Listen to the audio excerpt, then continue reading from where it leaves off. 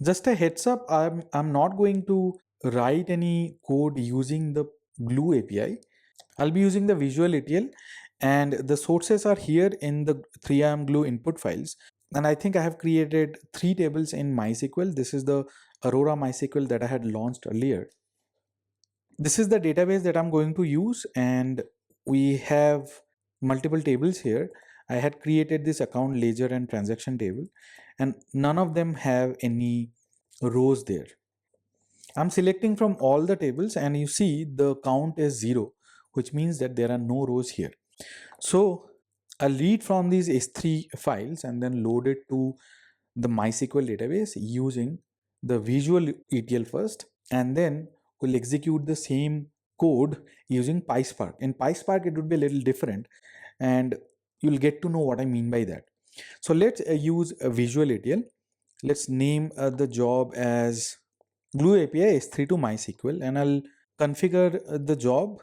Just one thing that I wanted to show you is currently I do not have any connections here, right? So there are no connections here.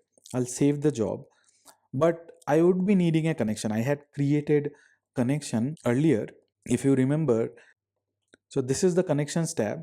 I had created a connection to MySQL Finance DB. It was done earlier, which is a JDBC connection. Let's read from S3 or maybe Glue Data Catalog. I'll select Glue Data Catalog. Then the database would be Glue DB, and the table would be 3IAM account, which is actually an S3 table. And that's it. I can have a data preview here, which I'll not do. But what am I going to do is that I'll be loading this into MySQL, right? So let's name it as S3 account table, and it will read and then write it to the database directly, because I'm not going to perform any transformation. I'm just loading the records from a CSV file to MySQL database. To load, of course, I'll have to add one more node. I do not need any transformation because I'm not performing any transformation. We'll be doing the same once I read data from MySQL and load it to Redshift. I'll show you that also. So instead of doing any transformation, let me go ahead and create a target, and the target would be a Glue data catalog, because we have already defined the tables which are there in Aurora MySQL in the Glue data catalog, and this target name would be Aurora MySQL account table. The parent would be S3 account table. It's a simple copy, and the database would be the same, and the table would be Aurora MySQL Finance DB account, because I want to load it here. Okay, so this is one job. If I want, I can have one more data frame. Now, instead of Glue data catalog, let me use S3, and I would provide the location. So it has been created as a sink. So let me delete this actually. I'll be creating a source, and the source would be S3, and it would be the ledger file. I can use either S3 location or data catalog table. So I'll be using the S3 location. The file format is CSV, and that's all. Nothing else is needed. Then I'll be adding a target, and let's say the target is a Glue data catalog table which is already present. If I want, I can use MySQL also, but the MySQL table has to be a Glue data catalog table. Again, same would be Postgres also. You see here, the Postgres table should be a Glue data catalog table, and Oracle should also be a Glue data catalog table. Same should be Microsoft SQL Server. So the target has to be a Glue data catalog table only. And the name is Aurora MySQL ledger table. And the database would be again from Glue data catalog, and the table should be Aurora MySQL Finance DB ledger. That's it. Let's save it. I will show you the script also, but before that, let's go to the job details, and you'll see that the connection has been automatically added here. You remember that I did not use any connection, I did not add any connection, but automatically the connection has been added as per the job. Now here, what am I doing in the job? I'm reading 2 files in S3, and I'm loading them into the Aurora MySQL tables. The account file would be loaded to account table, and the ledger file would be loaded to the ledger table. Let's look at the script now. Now this is the script. I think you are clear till here. It is creating Spark session. There are multiple libraries which have been imported. The first one is Glue Transforms library, then Glue Utils library, then Glue Job library. Okay, now the job is created using a glue context. So this is a method. So the job would contain the glue context, which is a wrapper on top of Spark context. And then we have this job initialization parameter. What it is doing, it is passing some parameters to the glue job. And here it is the account table node. So this is a node that we have created. And you see it is using the glue context to create something called dynamic frame. So this is the API create dynamic frame, which has been used to create a dynamic frame from data catalog. So it is creating a dynamic frame from the data catalog. Now, what are the catalog options that are provided? The database name is 3IAM GlueDB, the table name is 3IAM account, and this is the transformation context. This is nothing but the name of the node. So this is actually a dynamic frame rather than a node. I can change the name here also if I use the Glue API directly. This is essentially a dynamic frame. Similarly, another dynamic frame is getting created using glue context, and this is the API create dynamic frame, but this time I did not mention the glue data catalog. I used the S3 file directly. So for that, we'll have to provide this from options, and inside of it we'll have to pass various options actually.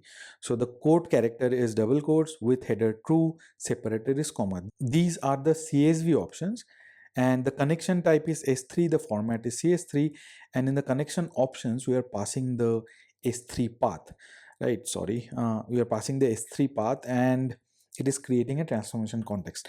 Now you see in PySpark it would have been very easy to write, but here we'll have to provide a lot of options, and there are lots of bells and whistles. So that's why I personally do not like Glue APIs as much. PySpark should be enough. But if you have to, this is how we can do.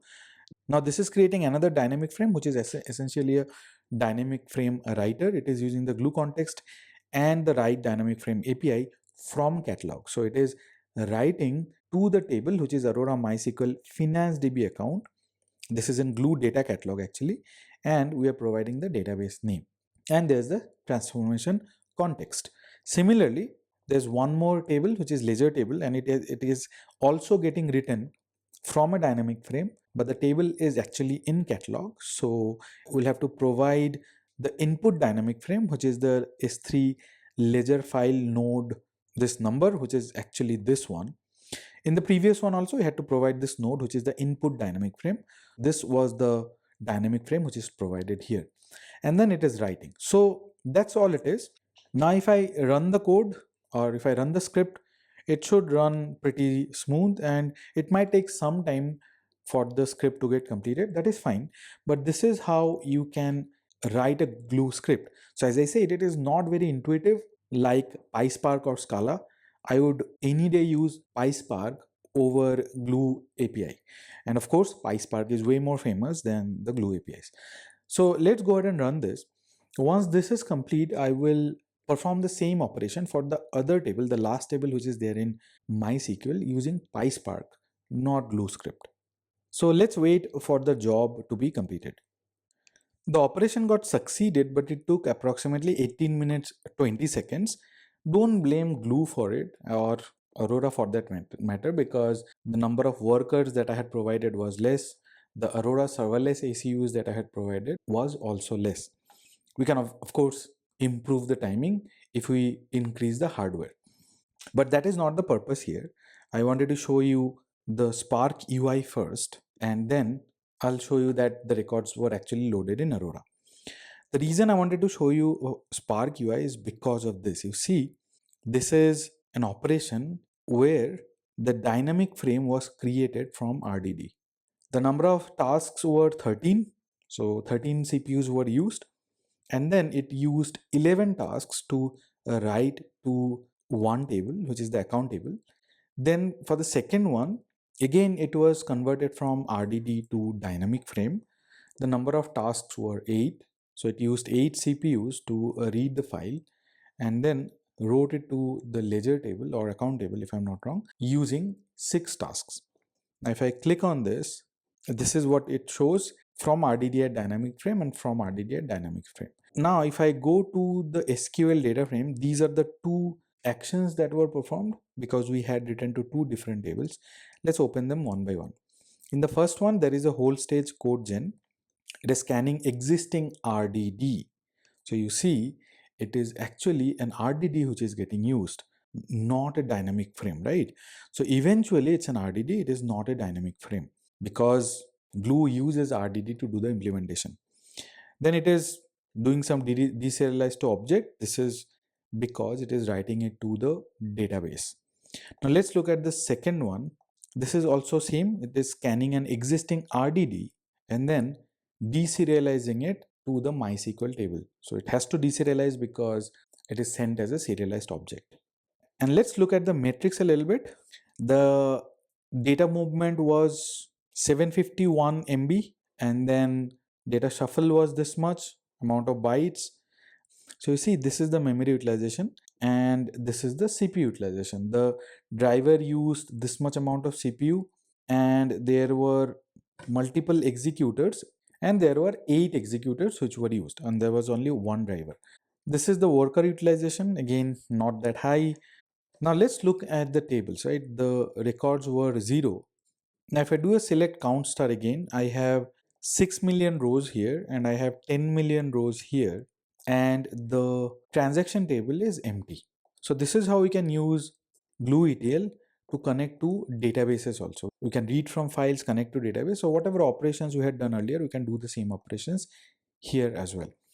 Now I will perform the same operation to load the transaction table, but instead of Glue API, I'll be using PySpark.